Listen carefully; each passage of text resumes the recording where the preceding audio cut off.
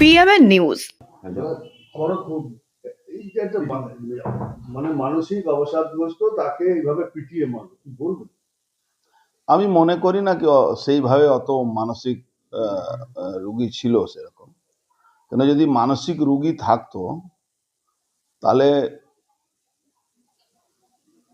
যখন আসছিল তখন ওকে ধরে নিয়ে আসছিল। এই ছেলেটা গ্যারোলিয়া থাকে, নুরি মসজিদের পাশে। ইস্তাক নাম আছে। এক ভাই ওর সিআইএসএফ এ চাকরি করে। আবার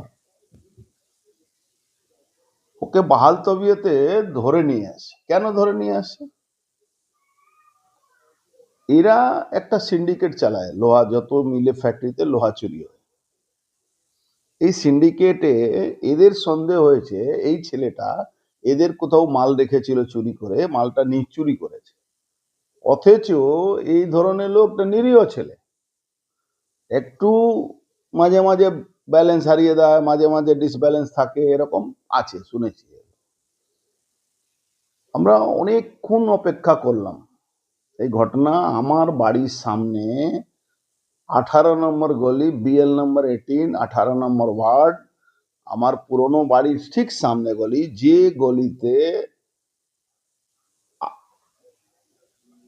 প্রায় 8 মাস আগে এই নমিত বম চালিয়েছিল, গুলি চালিয়েছিল আমার উপরে, আমার বাড়ির সামনে বম মেরেছিল। ওকে ধরে নিয়ে যায়, ওকে ধরে নিয়ে নিয়ে আগে অকল্যান্ডে মারে, ইস্তাককে অকল্যান্ডে মারে, মারতে মারতে তারপরে ওকে ধরে নিয়ে যায়। নিয়ে এদের একটা টর্চার চেম্বার আছে। দুধনাথ সিং এর এর গ্র্যান্ডফাদার ছিল, ও একটা বাড়ি আছে ওই 18 নম্বর গলিতে, আমার একটা বাড়ির পাশে। ওটা হলো টর্চার চেম্বার। ওখানে বম রাখা হয়, ওখানে ড্রাগস বিক্রি হয়, ওখানে বাইরে থেকে মেয়ে পাচার করে নিয়ে আসা হয়।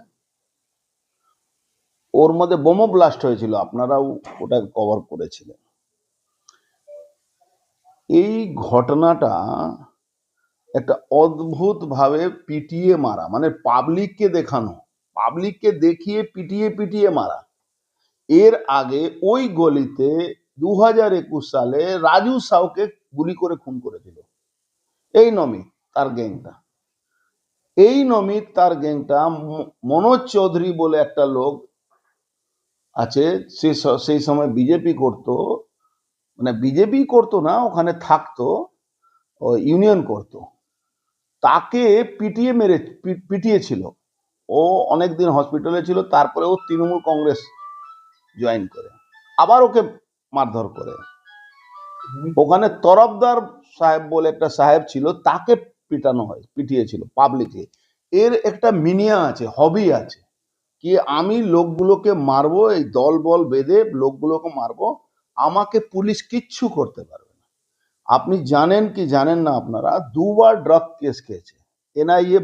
আমার বাড়ির উপরে বম চালানোতে এনআইএ একে ধরে নিয়ে গেছিল, নমিতকে। ওই কেসে 2জন 10 বছর সাজা হয়েছে। আবার এর এগেনস্টে আমার উপরে বম চালিয়েছে, আমার বাড়ির সামনে বম চালিয়েছিল, গুলি চালিয়েছিল। তখন আজকে 25 সালে মার্চ মাসে এর উপরে মাত্র 2024 সালে হবে, এই মামলাটা চলছে, হাইকোর্টে মামলা চলছে। রোজ স্টেট গভর্নমেন্ট একে প্রোটেকশন দেওয়ার জন্য টাইম চেয়ে নেয়। স্টেটের যে আইনজীবী সে টাইম চেয়ে নেয় একে প্রোটেকশন দেওয়ার জন্য। আপনারা দেখেন, প্রায় আমরা অপেক্ষা করছিলাম পুলিশ ধরবে, পুলিশ মাত্র 2টো চুনোপুটিকে ধরেছে। নাটক করছে পুলিশ। পুলিশ এই লোহা মার্ডার করার পরে এই লোহাচোরের বাড়ি চলে গেছিল, লোহাচোরের অফিসে গিয়ে ওখানে শেল্টার নিয়েছিল। আর মজার ব্যাপার, ওর ডেড বডিটা তোলা হয়েছে ভাটপাড়া পৌরসভা অ্যাম্বুলেন্স দিয়ে। ভাটপাড়া পৌরসভা অ্যাম্বুলেন্স দিয়ে তার ডেড বডি নিয়ে যাওয়া হচ্ছে। তারপরে ওর ওখানে গাড়ি একটা ছিল, গাড়িটাকে এখান থেকে সরিয়ে ওই লোহাচোরের অফিস যে আছে গ্যারেজ আছে সেখানে লোকানো হয়েছে। ওই গাড়িতেও কিছু ম্যাটার আছে।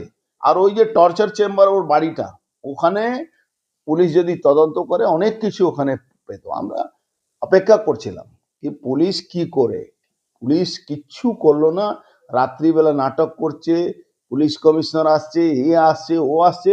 আজ ভোর 7টার সময় আমি আপনাকে ভিডিও দেখাচ্ছি, ভোর 7টার সময় 7:05 যে গলিতে মার্ডার হচ্ছে সেই গলিতেও 3-4 জন ধরে দাঁড়িয়ে দাঁড়িয়ে গল্প করছে, আপনাকে আমি দেখাচ্ছি। তো জমি মজা, হ্যাঁ, নমিত আর যার গ্যাংটা, ওর মা তৃণমূলের কাউন্সিলর, জোর করে ওই এসডিও বারিক ছিল তখন, ওকে সার্টিফিকেট দিয়েছিল। সব থেকে মজার ব্যাপার, মরছে মুসলমান, মারছে তৃণমূল, মজা দেখতে সবাই পুলিশ, মুসলমানরা ভোট ব্যাংক তৃণমূলে।